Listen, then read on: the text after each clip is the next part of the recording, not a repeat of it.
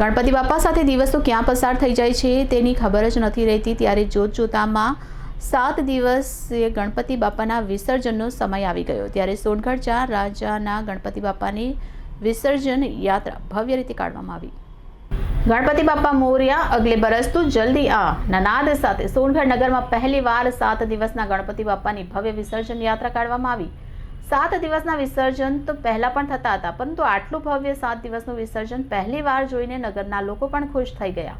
સોનગઢ નવાગામ મત સ્થાપિત કરવામાં આવેલ સોનગઢ 4 રાજા ગણપતિ બાપાનું નવાગામ શિવાજી ચોક બસ સ્ટેન્ડ જૂના ગામ થઈ ભવ્ય શોભાયાત્રા કાઢવામાં આવી।